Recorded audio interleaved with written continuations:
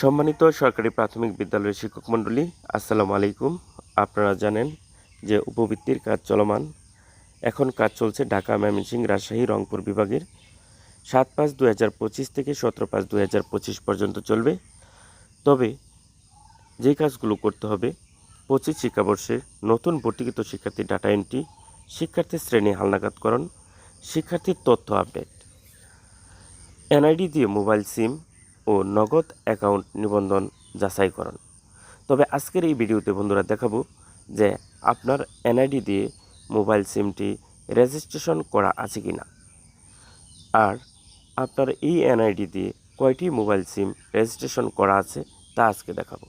তবে বন্ধুরা, আপনারা আমার এই সাহিত্য জগৎ ইউটিউব চ্যানেলটি সাবস্ক্রাইব করে সাথে থাকবেন এবং লাইক, কমেন্টস, শেয়ার দিয়ে পাশে থাকবেন। ধন্যবাদ। এখন চলে যাব মূল আলোচনায়। প্রথমে আমি ডায়াল প্যাড ওপেন করব। লক্ষ্য করুন বন্ধুরা, আমরা এই ডায়াল প্যাডে ক্লিক করব। আমি ক্লিক করলাম ডায়াল প্যাডে। ডায়াল প্যাডে ক্লিক করার পর দেখুন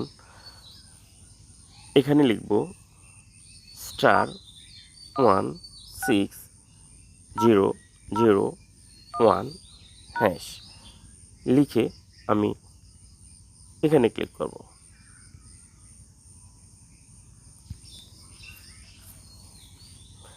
ক্লিক করার পর আপনার সিম 1-এ কি দেখতে চাচ্ছেন নাকি না সিম 2-তে দেখতে চাচ্ছেন, আপনারা এখান থেকে সিলেক্ট করে দেবেন।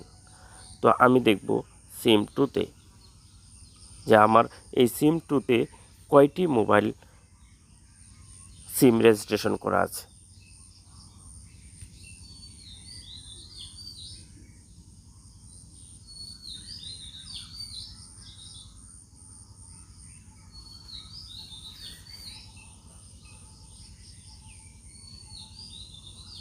দেখুন বন্ধুরা, এখানে লেখা আছে please enter the last 4 digit of your ID.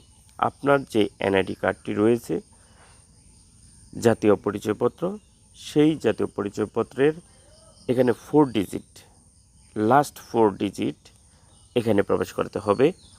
তো আমি এখানে দিয়ে দিলাম লাস্ট 4 ডিজিট।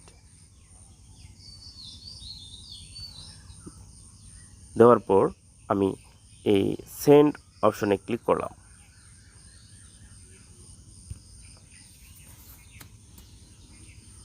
ক্লিক করার পর দেখুন আমার সম্মুখে চলে আসছে যে এই যে দেখতে পাচ্ছেন মেসেজ চলে আসছে, চলে আসছে আমার SMS।